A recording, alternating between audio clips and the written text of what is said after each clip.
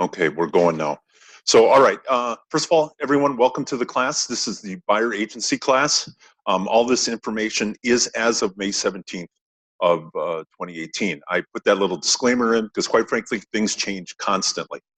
You'll find out that this summer we're getting a new real estate condition report and a vacant land report that's going to be done, and there'll be changes to the home inspection reports that you'll be receiving. That's just an example of the fact that things change on a regular basis. So that's why I put the little disclaimer in there. So let me go to, nope, this is what I went right here. All right, so I didn't give you an outline, but I'll be referring to the outline of all the things that I'll be talking about on the screen here. And then when I start referring to the documents that I've given you, I'll show them on the screen, but you'll have a copy of all of them in the pack that I just gave you. So literally what I'd like to start this class with is just letting everyone know WRA does put on a buyer agency class. It's a really very good in-depth class, and I recommend that everybody take it. There is a cost to it, but once you take the class and you complete a couple buyer agency transactions, you will be able to get an official designation from WRA that you're an authorized buyer representative. I think those designations are important to get, so try to take some time to get that designation. We've had agents go through here or go through that program and take it, and they were very impressed. So what this class is just literally my impression or the things that I think all of our Keller Williams agents should know about the buyer agency. And the best thing for you to be able to look at really right now is the first handout that I've given you. It's the buyer agency. It's just a description of, let me just switch over to that. There we go. Just so I can get it on the screen here. This is just gives you an idea as to what buyer agency is and what options are available to you. In Wisconsin, a buyer agent is not an automatic position. Your automatic default when you're working with a person is that you are working for the seller. Not every state is that way. Wisconsin is one of the states where that is the case. If you ever want to get into a situation where you want to represent the buyer, you do have to enter into a buyer agency contract. But what this is just talks to you a little bit about really the basics as to what a buyer agent is and what they can do for, if you were not a buyer's agent, if you were a seller's agent, talks about the things that you're able to do, what a buyer's agent is able to do, and it gives them a good description, and this is really the best way to describe it. As a buyer's agent, you can give a negative opinion or critique on the seller's property beyond disclosing defects. Recommend or suggest an offering price or give an opinion about whether a particular house is priced too high or too low. As an agent representing a seller, you can't do that. You need to have a buyer's agency agreement in order to be able to give your opinion of the house. Structure the offer or draft the offer provision with the buyer's best interest in mind. Recommend and assist the buyer with negotiation strategies and the best prices and terms.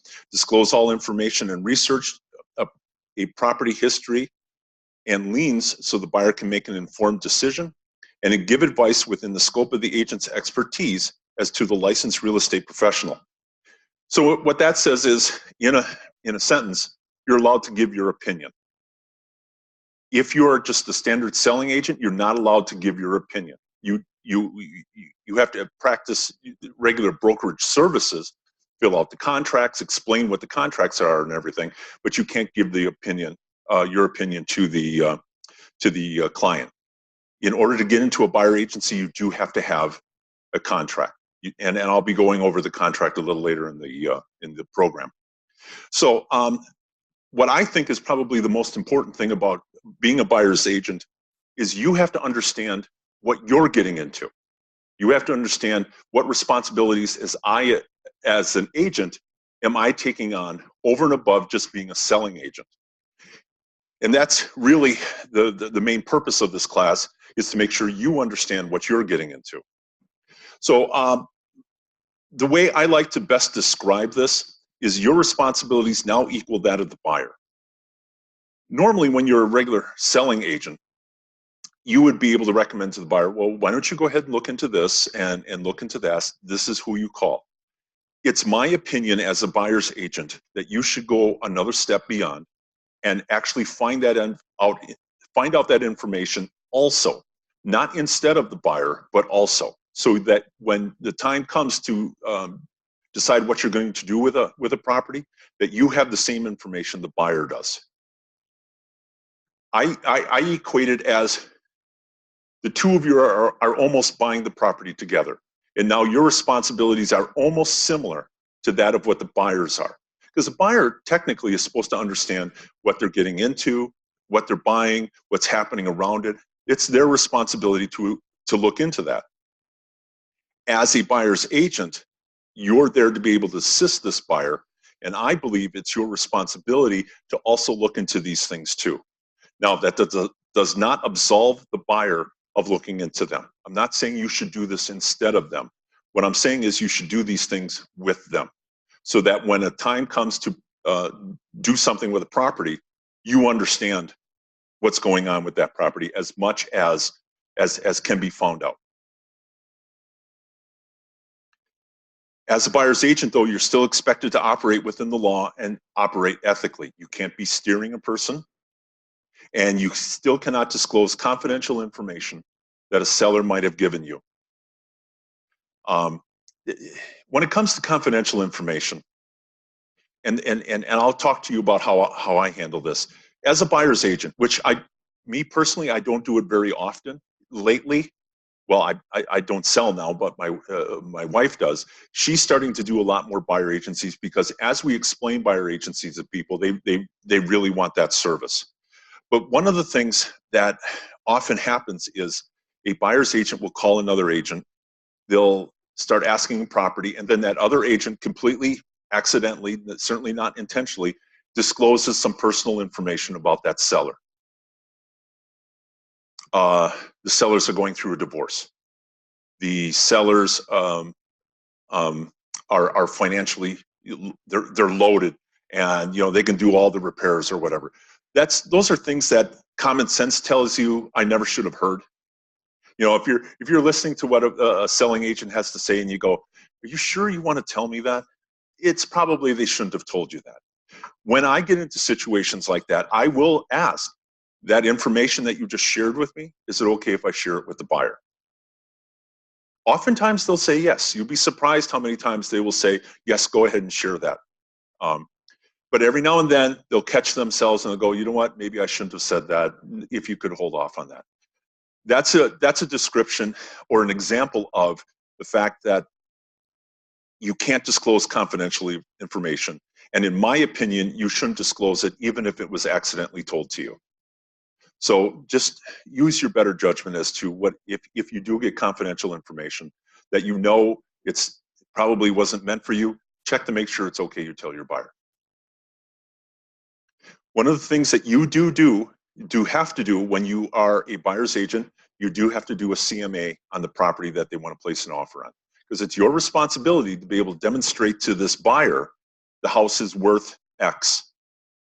The house is worth what they're asking, and then some. They have it underpriced. They have it overpriced. You'd be surprised how many times, oftentimes people will, well, they used to up until this market that we have now, but they would price a house with the thought that there is going to be negotiation taking place and it'll end up coming in lower. I had one client where we signed a buyer agency. I did a market analysis. They were $10,000 too high. We wrote the offer $10,000 below, and they accepted it. And that was in a market where it was more of a regular market, not like the market we have now where things are flying off the shelf. But this was in a more traditional market. I was able to do a market analysis to show that indeed this was priced too high.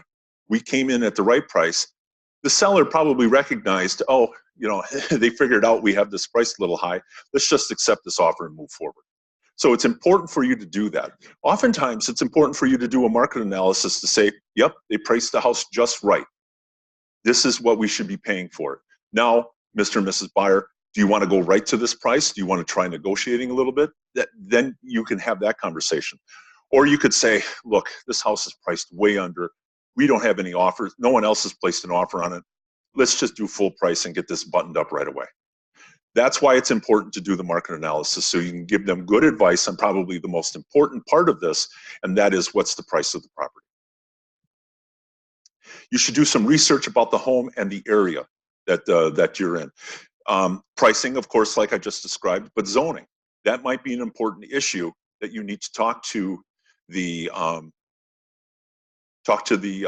buyer about to make sure they understand what sort of zoning that they're going to be getting into. Assessments. Let me back that up to zoning. That's going to be more important if a person's going to be buying a property that maybe wants to use it for a little different than what it's currently being used. And you know, I don't know what sort of situations we're all going to run into. But let's say, for example, you have a person who wants to buy a home, but also with this home, they want to be able to run a business out of it. Well, some zoning allows that to happen. Some municipalities allow that to happen, but others don't. So that's why it's your responsibility to, along with the buyers, to look into the zoning to see if what they want to do is allowed. Now, you could certainly do that with just a phone call. Call the zoning department and say, hey, I have someone who's interested in buying this property, but they'd like to run a daycare out of it. Is that possible? Yes, but you have to do this. And then you would be able to pass that information on to the buyer, or better yet, have the buyer say, go to the buyer and say, here, call this person, let them know what you want to do, so the buyer hears it directly from the source as to what they need to do. I think that's very important, that the buyer hear it right from the source and not necessarily from you as to what they need to do with this. Assessments, that's starting to get to be more and more of an issue now this time of year, because this is the time of year cities start doing construction on the streets and sewers in the neighborhood. So you have to understand what assessments are coming, and you also have to understand how that assessment works with an offer to purchase. Generally, if a property is assessed for any work that's being done by a municipality, and it's assessed prior to the offer, the seller has to pay it. That's the way it's normally written in the offer. But let's say, for example, you write an offer. 2 weeks later, you get the seller gets a letter in the mail that says, hey, your property's being assessed for sewer work that's going to be done, and we're going to be doing that in August. That now falls to the buyer, because in the offer, it does say any assessments that are placed on the property after the accepted offer becomes the responsibility of the buyer.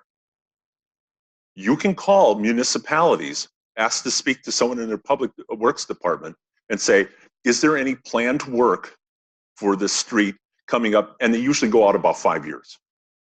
So if you've identified a property, you call the municipality, any work going to be done within these next few years?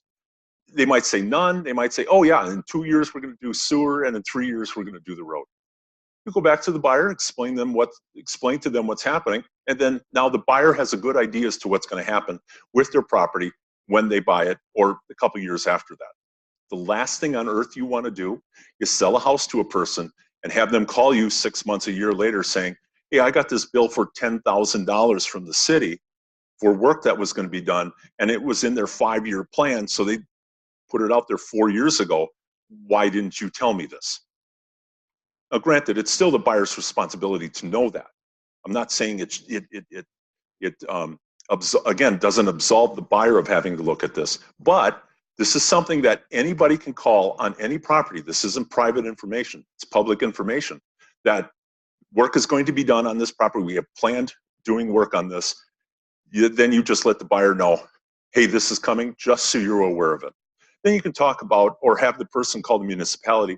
They can talk how the billing is going to be done, how the payments are going to be done, that sort of thing. Use, that dovetails well with zoning. How is the person going to use the property? Are they going to use it as a residence, or are they going to use it as a residence and business? Let's say you decide to get into the commercial world, and the person wants, and you're working with a person on a purchase, and they want to be able to use it as a retail. Well, can the property be used as a retail? Can it be converted to that? What needs to be done in order to do that? That's why it's important for you to have an understanding as to what's going on, so that when you talk to the buyer and the buyer does their own investigating, you guys can have an intelligent conversation as to what you need to do, and you'll be able to make some really good decisions. The best way to make any sort of decision is have as much information as you possibly can. And the best way to advise a person is to have as much information as you can. Development. It's probably important to understand what sort of developments are happening around the property. I can't tell you how many new constructions I've sold where I stand at the patio door, I look at the big cornfield in the back, and I think, I wonder what they're going to do there. And the buyer often says, are there any plans for what's going on back there? I said, well, you can call the municipality, which I would then do, find out if anything has been done. In order to do development, it is a long process before they even put a shovel in the ground. So the municipality would be aware of it. But usually when I advise people, if I'm in a new construction and I'm looking at a cornfield, someday that is going to be developed. What it's going to be, I don't know, but someday it's going to be developed. So just making sure they understand what could happen or what is out there. But more importantly, if you're able to find out what has already been scheduled and how far along they are and what the time frame is able to be, now again, you've got good information and the buyer is able to make a good decision at that point. And understanding what the municipalities will and will not allow. Some municipalities and I should probably add to this, subdivisions, some allow how many dogs can you have. I know in the city of Appleton, you can have, I think it's 2, 3 dogs, maybe 2, but they do limit the number of dogs that you can have. And you can't have a kennel. You can't use it for breeding. There are a number of restrictions. So, if a person's looking to buy a house, and maybe not that they're making it a business, but it's something that they do as a hobby, you're going to want to find out, can they even do their hobby in this house too? Another thing that's important to do when you are working with a buyer is understand what the motivation of the buyer is. Why is the buyer purchasing the property? Is the buyer looking to buy and hold the property, or is the buyer looking to buy and resell? Two completely different approaches to buying the same house. If a person's looking to buy and hold, more often than not, it's going to be a situation where they're buying a house for their family. So price is going to be important, but not as important as if it were an investment, because now the investor is looking to purchase this property, put in some money, turn around and sell it, and they want to be able to make a profit. They're looking to you to be able to give you your advice as to, this is what I think it's worth now. If you get it fixed up, this is what I think you could sell it at. So those are going to be two different approaches. If a person looking to buy a home for their homestead, and it's a $100,000 house, and yeah, it needs some work, and the guy's kind of handy, and they can do it. It's like, all right, well, fine, well, 90, 95, maybe $100,000, they'll purchase it. But if the guy's looking to purchase the house, let's say it's on for 100,000, and if it's all fixed up, you'll be able to spend or sell it for 120. And the guy realizes that, well, I have to put $30,000 into this house in order to be able to make any money on it. Well, paying $100,000 isn't going to work. So $90,000 has to be my upper end. So I'll come in and offer 80. So you have to understand what the buyer wants to do with the property, so you'll be able to advise the so you'd be able to advise the buyer best as to what approach are we going to take to purchase this property. Resale implications of the purchase. I think that's an important thing to look at.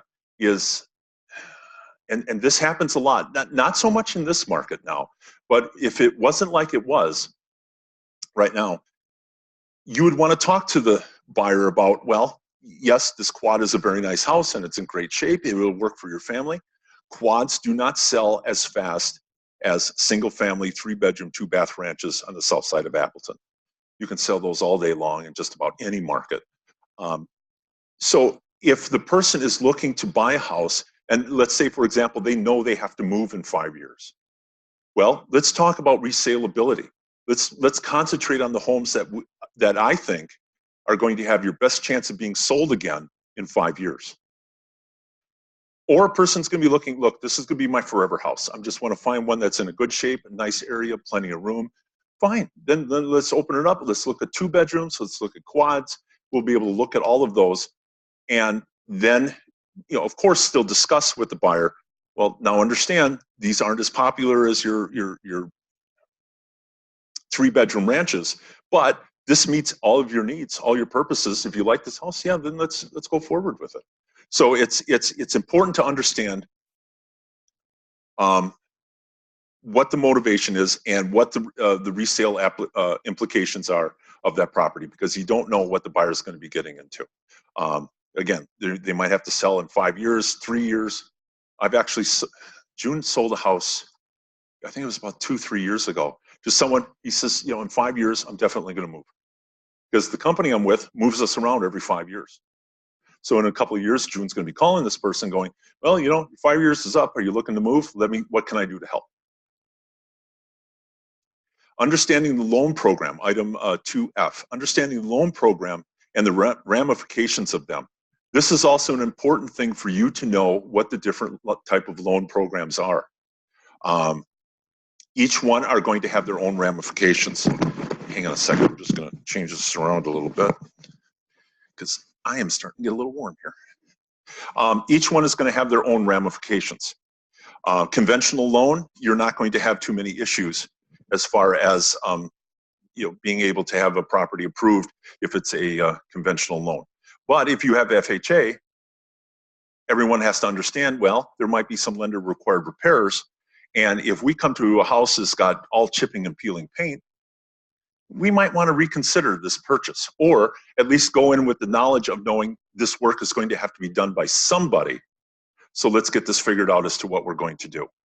FHA and WHEDA, same thing, they have lender required repairs. VA and USDA, they have zero money down. It's possible for a person to finance the entire purchase of the house, but they're also going to have lender required repairs. So it's important for you to have a pretty good idea as to what that loan program is. You don't have to be a loan expert, but you have to have some basic knowledge of all the different loan programs, and talk to them and make sure they understand what they can and cannot buy. If you have any questions, if you have a lender that you work with, contact them. They'll be able to talk to you about it. Amic is here in the building.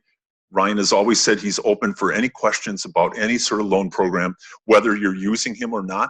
So Ryan would be a great asset for you to be able to check in with if you have a loan question.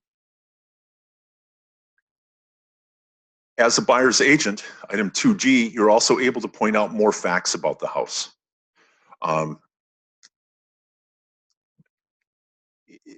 Understand that as a buyer's agent, you're not a home inspector. You're not an engineer. So when you go through a house, you have to be careful not to portray yourself as one, but you can talk a little bit more about, you know, I see this crack in the wall. I don't know what it means, but let's make sure that we have the home inspectors pay special attention, pay special attention to this crack when they do the home inspection. Or if you notice that the wall is bowing in, let's make sure that they pay a little extra attention to this, just so we know what we're getting into. Not necessarily that a crack is bad. It's not. I mean, oftentimes it doesn't mean much, but it's something that I don't know. You don't know. So let's have the inspector talk about it.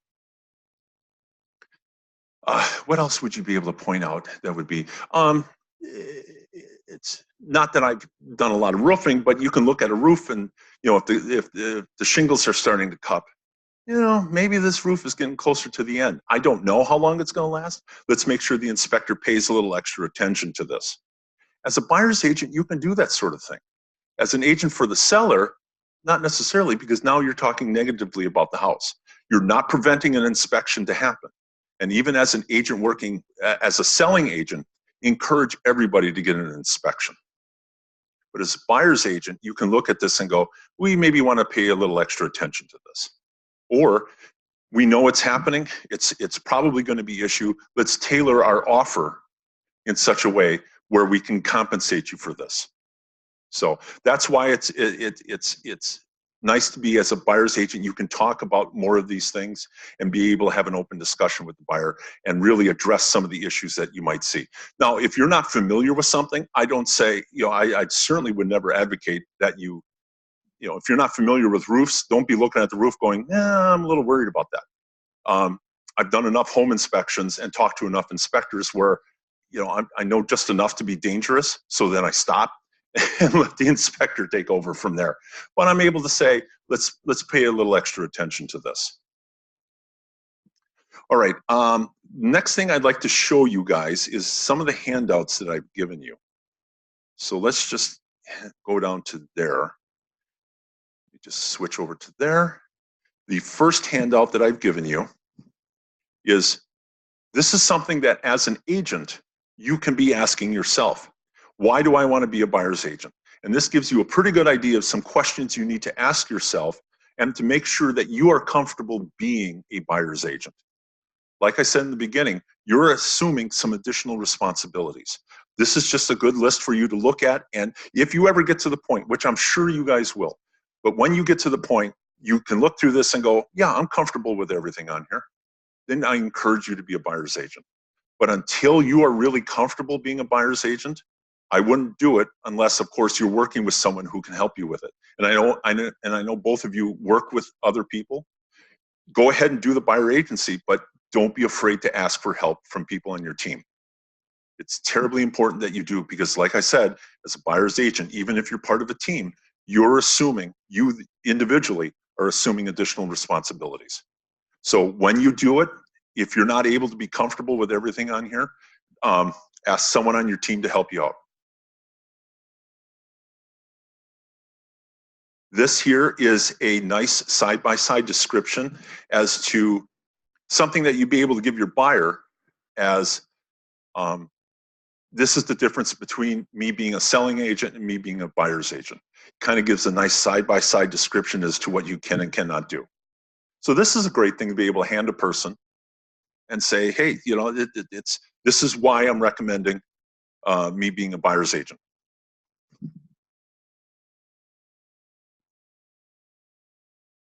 This is another handout that I have. Again, it explains to the buyer the difference between being a customer or you working with them as a selling agent or a client.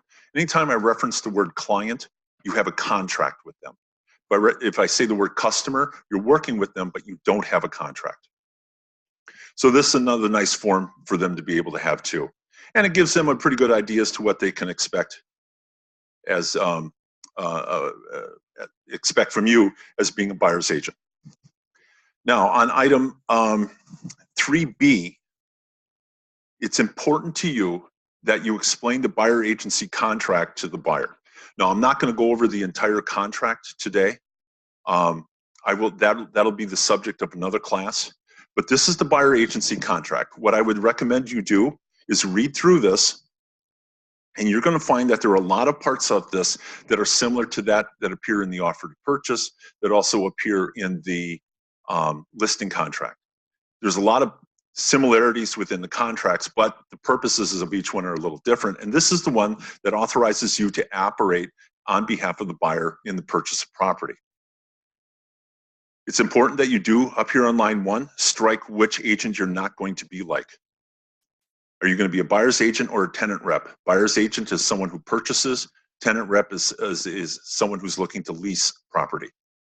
You can be both. It's okay to leave both of them open, but the vast majority of your time, you're going to be one of the two, and most likely buyer's agent. So make sure you cross off tenant rep. You do need to put in a price range here as to what that's going to be. Even though you put in a price range, and let's say your buyer now changes their mind and they want to go up to a higher price, with this new contract, you're still covered.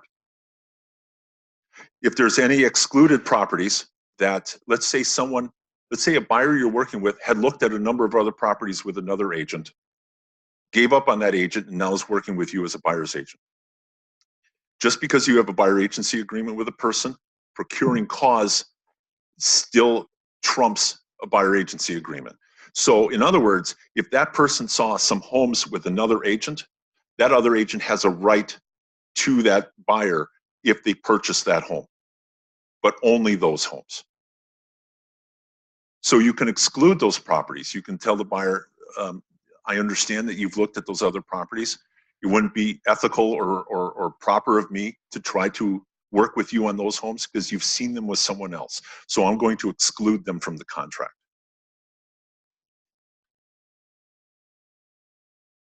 That would actually appear here in lines 21 through 24, excluded properties subject to a prior agreement. Maybe the buyer appears on a protected buyer list. with another agent. That would be something that would appear here. On line 17 through 20, this is where you'd put in the type of properties the buyer doesn't want. So I kind of mixed this up a little bit for you on that, and I'm sorry. So on line 17 through 20, put in there the type of properties the buyer doesn't want. I don't want commercial. I don't want to be in Fond du Lac. I don't want to be in Sheboygan. I want to remain Appleton or the Fox Valley area. Don't limit yourself too much. Don't get too specific unless the buyer is actually very specific. I have to live in this school district, so therefore I only want to look for homes in this area. You can limit it to that. I necessarily wouldn't suggest that. You can definitely make your searches limited to that. But as far as the buyer agency agreement goes, if they're specific, I would make it just a little bit wider, just in case they say, well, you know what? We've been looking in this area, we can't find anything. And as long as we're close, I'm okay with living in Harrison as opposed to actually having to be in Kimberly. So so that's why I always recommend making it a little bit bigger. You don't want to make that too specific. You can make the excluded properties very specific if you want.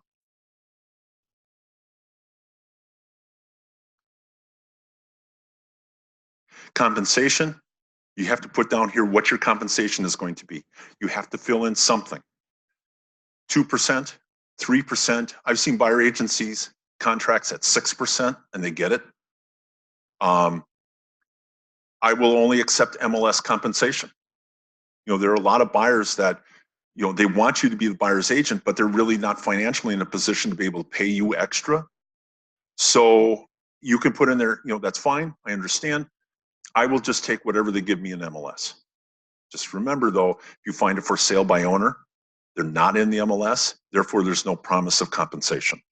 So what I would probably do is, if you're going to do the MLS, or just say, I'll accept MLS compensation, or with a for sale by owner, it'll be 3%.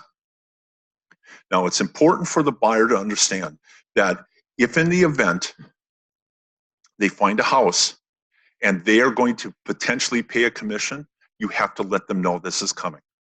You know, I found and that's only going to happen pretty much with a for sale by owner. So you have to let them know, all right, I found this for sale by owner, but I've talked with the seller. They are animate to not pay me. So Mr. and Mrs. Buyer, we'll have to make out some sort of arrangement for me to be compensated directly from you, which is perfectly legal. At the closing, they can go ahead and write us a check for Keller Williams and pay our buyer agency fee. That's an acceptable thing to do. But the buyer has to know that whatever we negotiate in this offer, they're going to have to come in with an extra 2 or 3% to be able to pay your commission. They do it.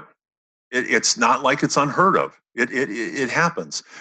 The important thing is, though, you need to make sure the buyer is aware that this could happen. Let's say, for example, the property is listed with MLS and you have a contract straight across the board, 3%, everything. And in MLS, let's say you're only able to negotiate 2%. Well, that extra 1% is now going to have to come from the buyer, and the buyer is going to need to know that that could happen. Now, there are plenty of buyers who are going to have the ability to do that, especially if a buyer has a lot of money down. They could maybe divert some of that from the down payment to pay your commission.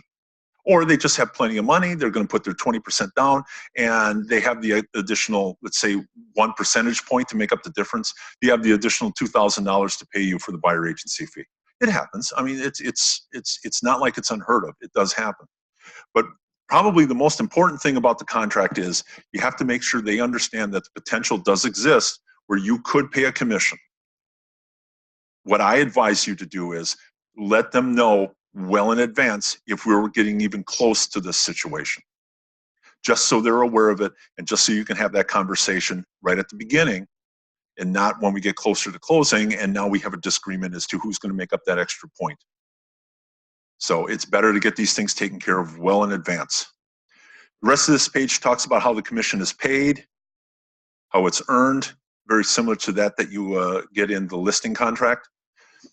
Again, general provisions about everything, firm's duties, cooperation, the same thing that you'll find in other contracts.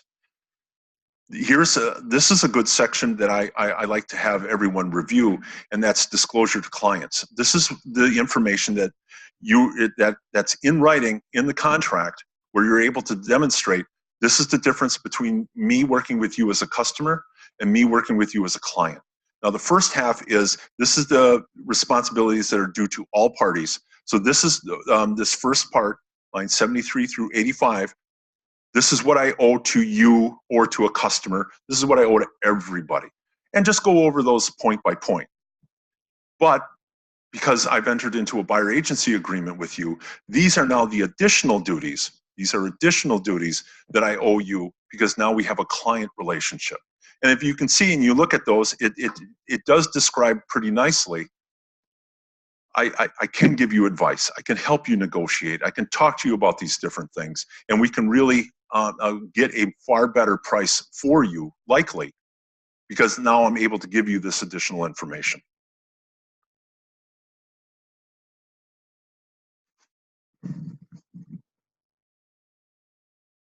Also in here, it talks about multiple representation. This is by far the most difficult part of any contract, is multiple representation. Multiple representation with designated agency. Get that there. You know what? Let me get my picture out of everyone's. Nope, it's got to stay there. Okay. When I get to this point on the contract, I don't even bother reading all of this because, quite frankly, these three examples that they have here are truly the best way to describe the differences that they're going to be running into. And it gives you, in common phrases and in an understandable sentence, it describes the difference between the different ways you will be able to work with them. So the first one is the same firm. Anytime you see the word same firm, think Keller Williams. So Keller Williams may represent me and the other party as long as the other agent is not representing us both. As long as the same agent is not representing us both. So if you're working with a buyer and you're trying to, and you have a buyer agency and you find a Keller Williams home, by checking line 1, they're saying, yes, I agree to this relationship. One thing I should probably comment on this before I go any further. This whole section only deals with you having a buyer agency agreement and your buyer wanting to buy a Keller Williams home. If they want to buy Coldwell, this section doesn't matter at all. If they want to buy, Century 21, any other, this section doesn't come into play at all. If you're working with a person as a customer, so let's say you're working with a buyer, you have a customer relationship, and they want to buy a Keller Williams home, this section doesn't come into play at all. This only comes into play when you have a buyer agency agreement and they want to buy a Keller Williams home. That's the only time this section comes into play. So the first one says, yeah, I'm all right if we go ahead and buy another Keller Williams home as long as I have you as my agent and they have another agent. I'm okay with that. The next one is, I'm okay with the same firm representing me, but I want each of the agents or the one agent that's involved to be neutral. In other words, you stop giving your opinion. You stop helping. You're literally an order taker at that point. That would come into play if you have a property listed and you have a buyer agency agreement and that buyer wants to buy your house. That's where that would really come into play. The last one is the same firm cannot represent both parties in this transaction. This is where they're saying, I do not want to buy a Keller Williams home. I'm not going to buy a home that's listed by your firm. No ifs, ands, or buts about it. Now, understand, this is a statewide form. This is used throughout the entire state. This is used through commercial transactions, everything. So they have to have situations that cover every event. In Appleton, checking number 3, line 122, is impractical because there's so many agents and there's so many homes listed. It's impractical to say, let's limit what we're going to look at. Let's just eliminate an entire firms. But 1 and 2 would be much more likely to come into play. You're going to have to find out from your buyer which one they're more comfortable with. I always like selecting number 1 because now you're able to look at the buyer and go, I'm working for you and only you.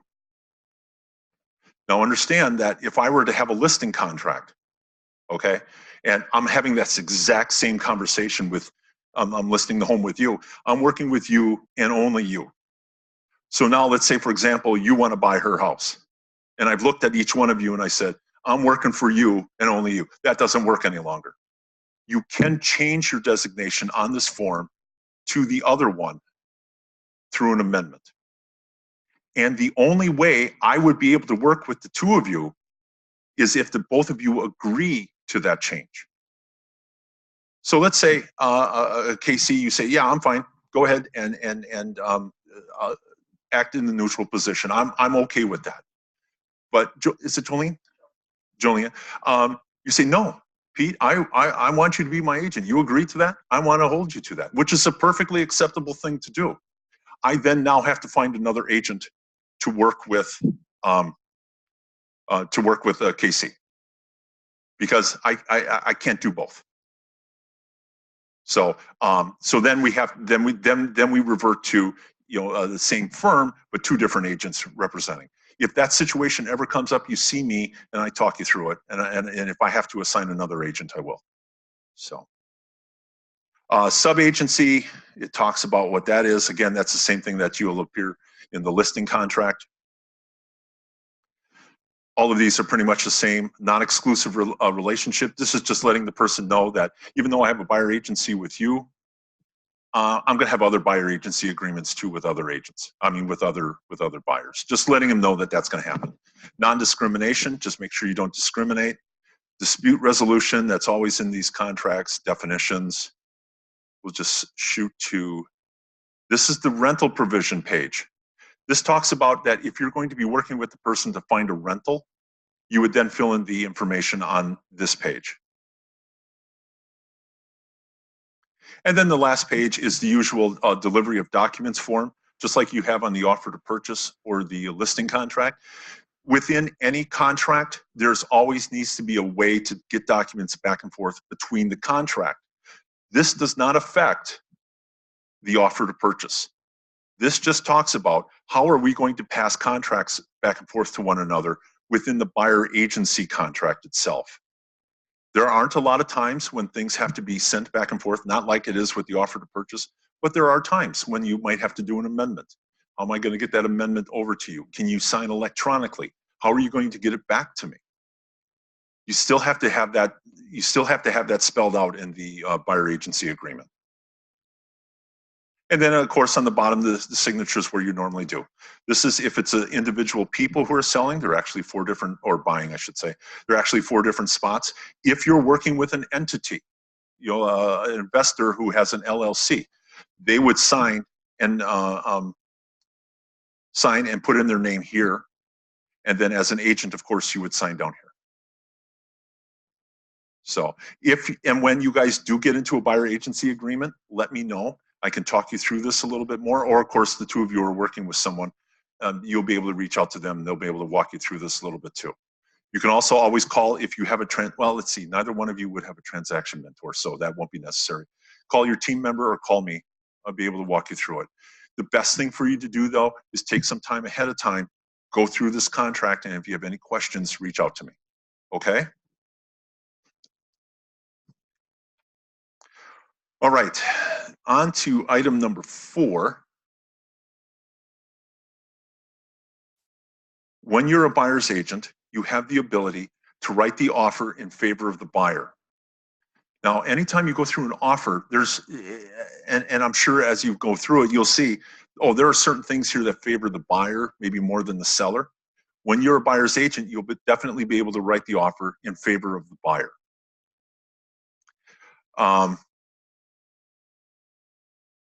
Always think about negotiating in favor of the buyer.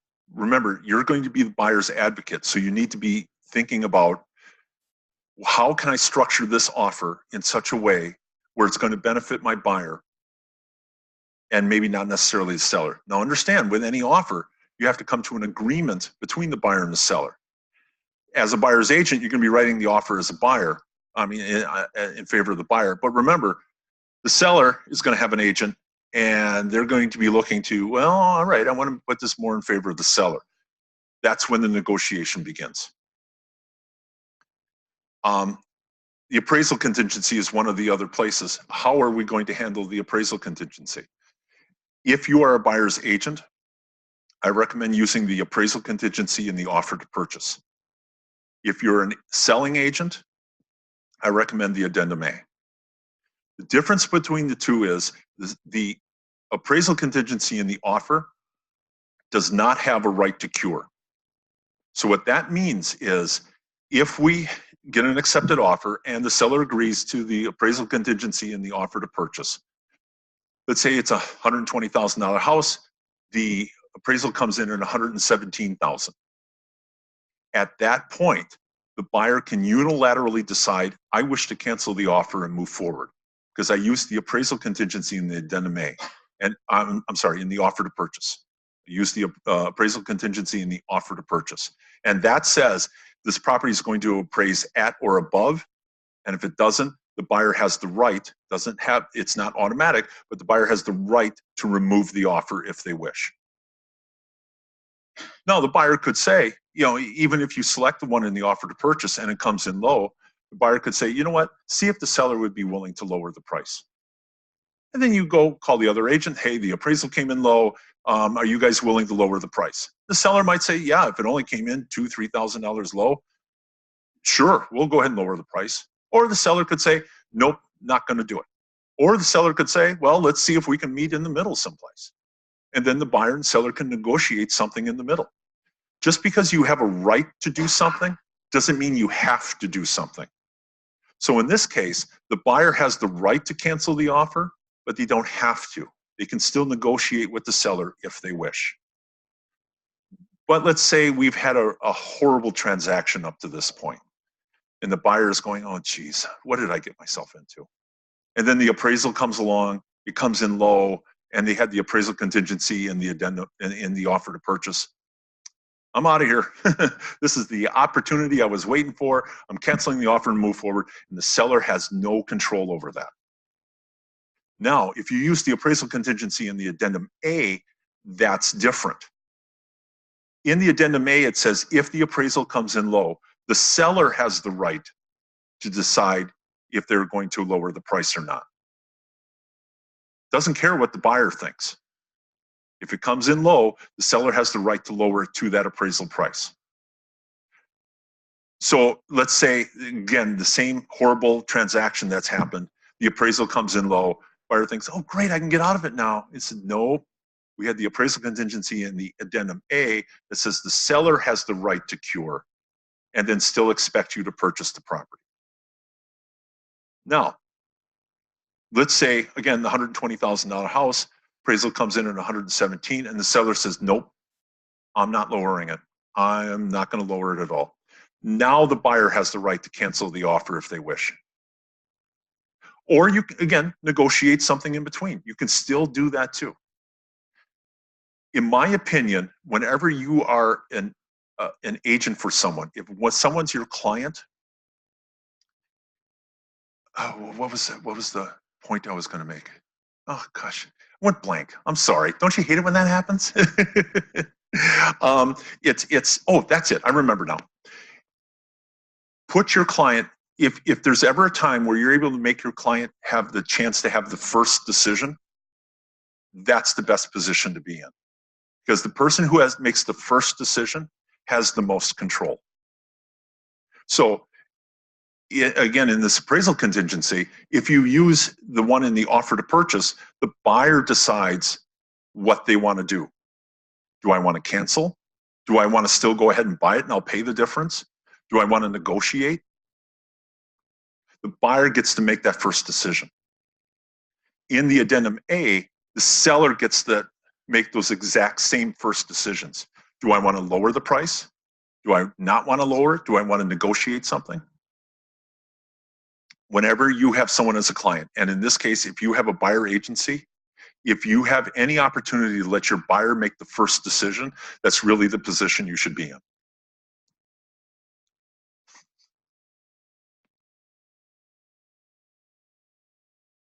Inspection right to cure or not to cure, item 4C. Just like I described with the appraisal, same thing happens with inspections.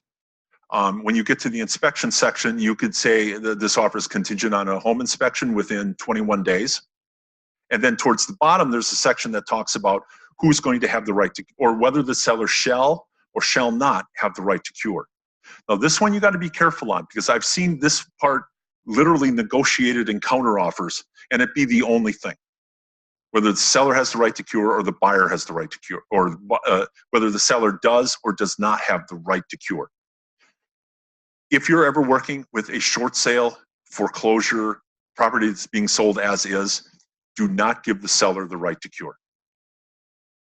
Because what that means is, if you do a home inspection, you come through and they find a defect that no one knows about, the buyer now has a right to say, I'm out of here. Unilaterally, I'm out of here. I'm done with it.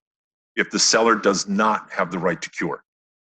But if the seller does have the right to cure, the seller has the right to fix any problem, any and all problems, and still expect the buyer to purchase.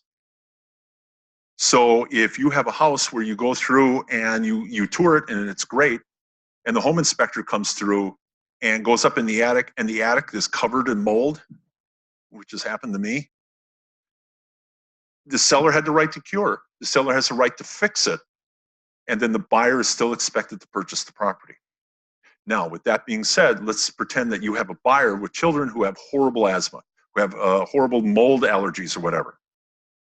That's something important for you to know, so that you can address that in the offer when you do it. You can either say the buyer does not have the right, or the seller does not have the right to cure.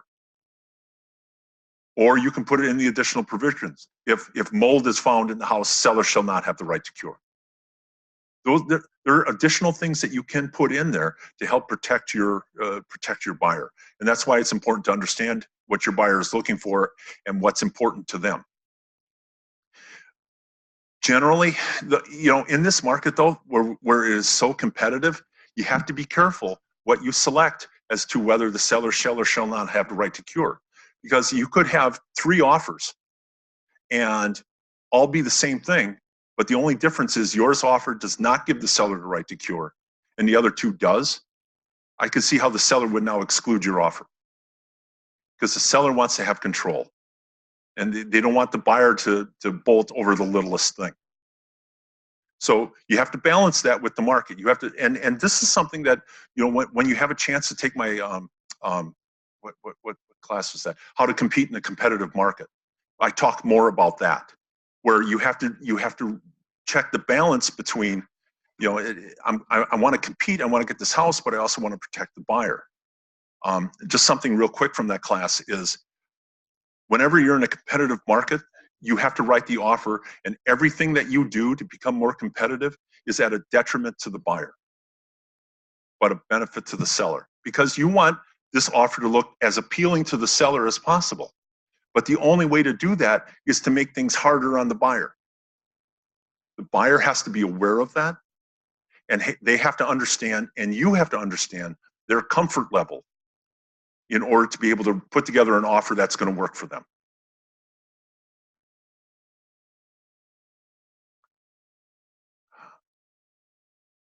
Possible negotiation strategies you could use. Item 4C, or 4D, I should say, an escalation clause. That's something that you'll be able to put in. If you go into dotloop, you look under various clause verbiage or whatever, you'll see the 2 different escalation clauses that are in there. What that does is allow you to pay higher than another offer at a predetermined upper limit. So take some time, review the escalation clause, and that's one thing that you'll be able to do to maybe make your offer more beneficial for the buyer. The initial offer terms, just go over the offer with the buyer and just try to understand what terms are going to work out best for you, yet still make this appealing to the seller. Home inspection negotiations. Do you want to have a home inspection? Don't you want to have a home inspection? I always encourage people to have that home inspection. We're not home inspectors. I'm certainly not an expert. I would encourage them to have that done. Radon testing. Talk to them about the need for a radon test. If you know they have a lot of kids and are maybe going to, or that they're going to be in the basement a lot, you might want to say, this is where radon collects, is in the basement. You might want to consider having a radon inspection or not. Home warranty coverage, you'll be able to talk to them about their option to be able to get a home warranty if they want, whether they're going to ask the seller to pay for it or if they're going to pay for it themselves at the closing. And talk to, we've got brochures all over the place here where you'll be able to give them information about it and have them read for themselves. Well, and septic inspections. It's important for you to make sure they understand that probably with any loan they get and the house has got a well and septic, they're going to have to get an inspection. The inspection company, I'm sorry, no, the finance company is going to make them get an inspection on the well and septic. Even if they don't want it, the finance company is going to insist upon it. Suggest possible additions to the offer, as in, do you like the bar stools? Do you want to add that in? The window treatments, the mirrors, whatever. What is there anything in the house you'd like to include in the offer? You have the ability to be able to ask them that if you want, and then see what they have to say. Remember, you still have to balance that with what kind of market are you in. Right now, we're in a seller's market, huge seller's market. So you want to be careful what you put in there. This market will not last forever. It will change at some point. And so then your strategies are going to have to change a little bit too. So you have to balance being a buyer's agent with the current market that you're in. Make sure the buyer understands what they're getting into and let them make the decision. Buyer agency and a for sale by owner. You have to have a buyer agency agreement in order for you to work with a for sale by owner. Any real estate transaction you do, you have to have a contract with them. You have to have a contract with them. You can still work with the buyer if you're working with them, if you're purchasing a FSBO, but you can also work with the seller. The important thing is, though, you have to make sure that seller understands, I'm not working for you. I'm working for the buyer. I can work with you, but I'm not working for you. And I think it's important for them to understand that. You can provide documents to the seller. Let's say you find a for sale by owner and they don't have a condition report done. They don't have an addendum S done. You can give them our condition report and addendum S and ask them to fill it out. Perfectly acceptable thing to do. The seller should sign certain documents if you're putting an offer in on a for sale by owner. They need to sign the broker disclosure to customer, the e-consent, the KW seller disclosure, and the affiliated business arrangement. Those are all forms that we have in dotloop. Those are all forms that are normally signed by a seller. These are important forms that if you're working with a buyer and you're buying a FSBO, you have the seller buy these forms. And before you guys go, I'll print off this outline for you to make sure you have the notes that I'm reading off of too. I think that'll help quite a bit. I already went over the designated agency and when we were going over the buyer agency contract. So I already went over those different things. And I talked about, the 3 different types. And when it's your listing and your buyers want the home, I already talked about that. So we don't need to go into that anymore. But what I would like to do, finally, is go over the urban legends in regards to buyer agency. Now, these were written by Corey Lamont. She's, I believe, the head attorney for the Wisconsin Realtors Association. Very nice, very intelligent lady. I always enjoy listening to her speak. But these are just some basic urban legends that, it really puts buyer agency, or gives you a really good understanding as to what buyer agency is like. So the first one is, being a buyer's agent means automatic procuring cause.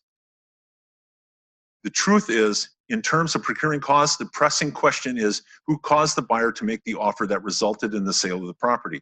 There is no one act which determines procuring cause. It can only be answered by a full and knowledgeable consideration of all the facts of the case. The broker who can show an uninterrupted series of events that resulted in the successful transaction with the actual buyer will be the procuring cause for the sale. A buyer agency does not supersede or dictate procuring cause. So you can have a buyer's agency agreement with someone. You can be showing them properties for years. If they all of a sudden completely out of the blue go to another person, tell that person they don't have a buyer agency agreement, and write an offer on another house, You might have an issue with that buyer, but you don't have an issue with that agent, nor that purchase. So you've lost out on that commission. Now, that being said, in the buyer agency agreement, it says if you buy a property with someone else, you still owe me a commission. You would literally have to then sue the buyers in order to get your commission. But just the fact that you have a buyer's agency agreement and they write and purchase a home with someone else, it's not automatic that you have procuring costs. There's a whole lot more to it. And it's conceivable where they would go with another agent. I mean, with the two of you, it's inconceivable. But they could go with another agent, write an offer, not tell anybody about the buyer agency agreement. That other agent could sit there and ask them, are you working with someone? Do you have a buyer agency agreement? That buyer could say, no, I do not. I'm not working with another agent. Oh, that other agent thinks, okay, everything's fine. I've checked. It's impossible to verify, but they checked with the buyer. They said no. You go ahead and write it. They then have procuring cause for that commission. You do not. You might have an legal action against the buyer, but on that other agent and the commission, you don't. In the offer, buyer brokers are prohibited from asking for the seller to pay their fees.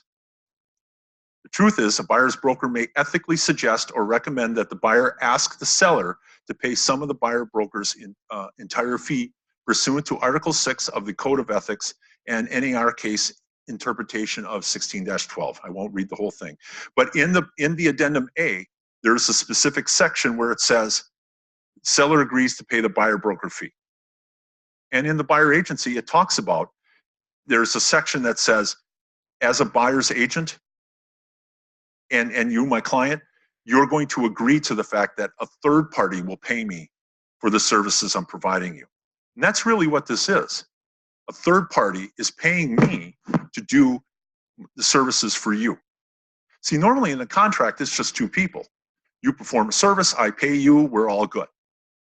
But you have to get special permission from all parties, which in the buyer agency and in the offer to purchase, it's in there, where it says, it's okay, I'm working for you, but they're going to pay me, and you're okay with this.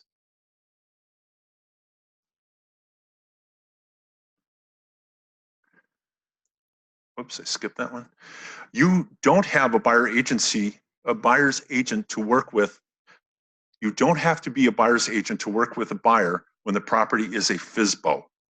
No. The truth is, licensees may not provide brokerage services to a client or a customer without an agency agreement authorizing those services. You have to have a contract with somebody in that transaction. You can't go into a transaction where you don't have a contract with anyone and then now you provide brokerage services for them. You cannot do that. So if you're working with a buyer and they're interested in a for sale by owner, make sure you have a buyer agency contract signed with them prior to showing them any for sale by owners. Number 4, a buyer cannot fire a buyer's agent. Truth is, buyers have the power to revoke a buyer agency contract at any time. This is because an agency contract, such as the WB 36, is a personal service contract based upon a special relationship of trust and confidence in the broker. When a buyer directs a broker to stop searching for a property, the broker must obey the instructions. The buyer can only terminate by delivery of written documents.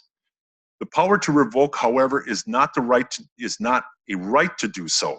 Canceling a buyer agency agreement may violate the broker's rights under the contract. In that event, the broker may demand compensation for the damages sustained as a result of the cancellation. In other words, if you have a buyer agency agreement and you're looking, and finally the buyer says, you know what, I just want to cancel this. I don't want to go forward any longer. You then have a right to say, fine, I will cancel it. Here's my bill for everything I've done for you so far. You have a right to do that.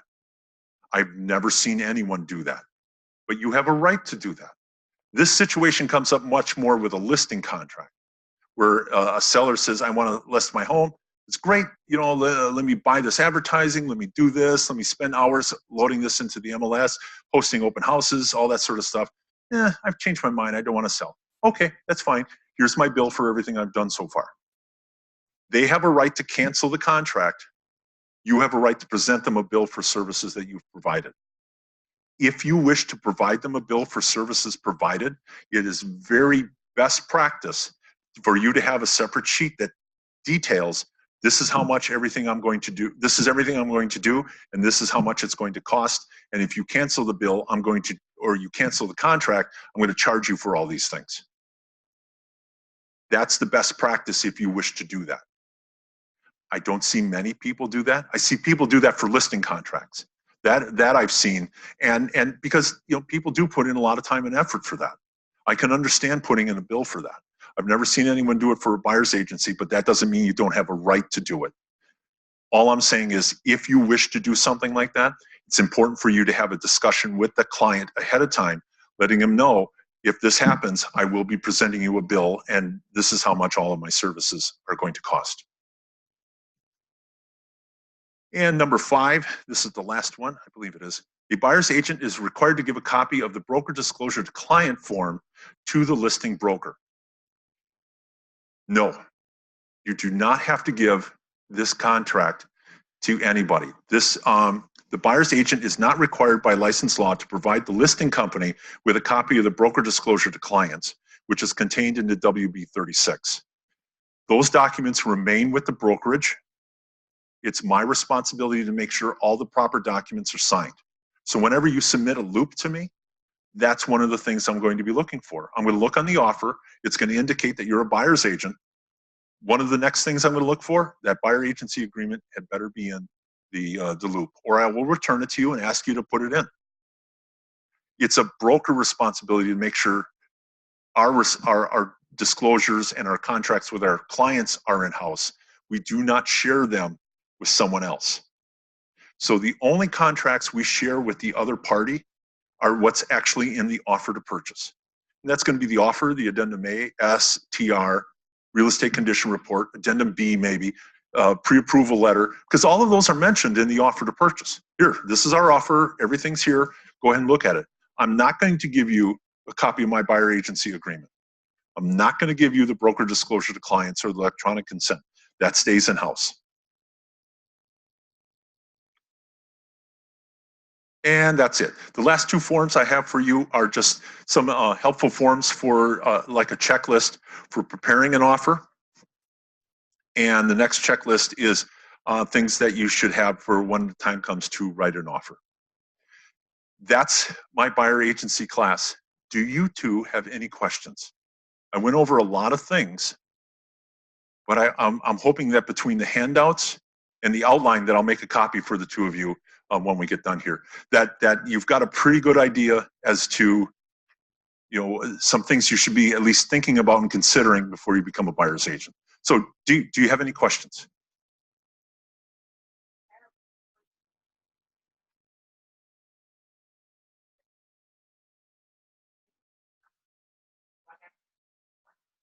No, just submit them once you have an accepted offer with that person. Yes, yes.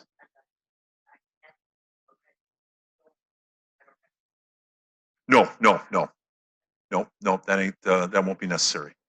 Casey, any questions?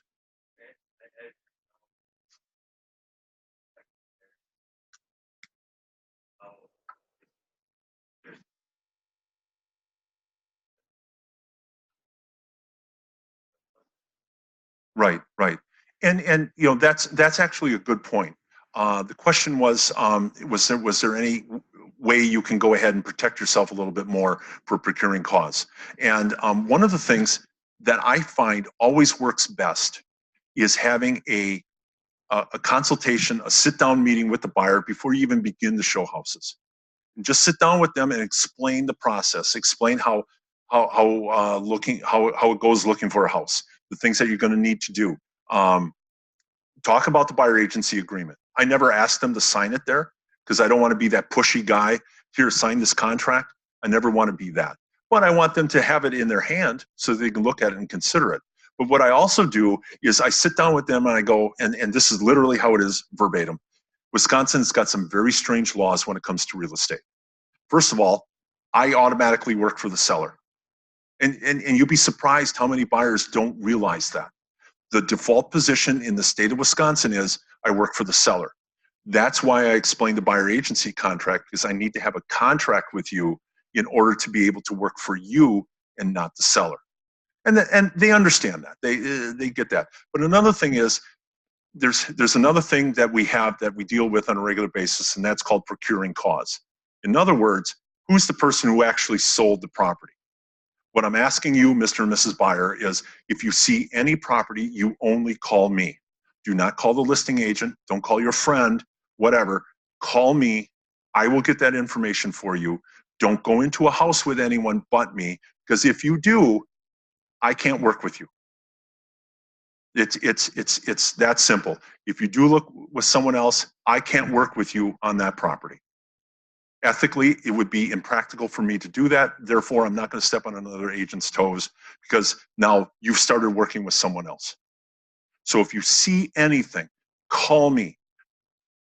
Don't even talk to another agent. I mean, I know it sounds a little needy, a little weird, but then I explained to them, and this is a true story that happened to me.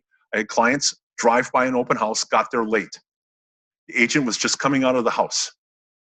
My clients go up, hey, I'm working with Peter Stick. Can I see the house? We're late for the open house. Sure, no problem. Guy opens the door, they walk through, and my commission followed them right out that door. Because now that agent's able to say, well, I was at the house, they stopped by, they asked me to see it, not you. I showed it to them. They asked me all sorts of questions about the house. I answered it.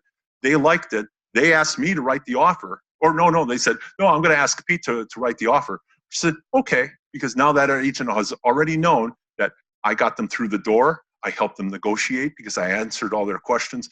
Therefore, I have procuring cause. Now, it can be much more complicated than that, but that agent now has a good case. Maybe not the best in the world, but a good one. So that's and the way I find to keep that at a minimum is you meet them at a coffee shop or you meet them in the office and you just sit down and explain it to them. This is how it works. I know it stinks. I agree with you, but this is what we got. So I just respectfully ask you always run everything through me and never contact another agent. I think once you have that description and use that story to, this happened to my broker and it's my broker and it happened to them. Then they get it and they go, you know what? All right, I understand it's weird. You guys think it's weird too, but that's the way it is. So therefore, I'm going to honor it. That's the one thing that I found worked really good in keeping people with you, is to just have that personal meeting ahead of time, talk about how everything goes, and then go start showing them houses. Do you guys have any other questions? Well, thank you for being my guinea pig. This is great. This is great. Now I just got to figure out how to turn this thing off, and I think I'll be okay.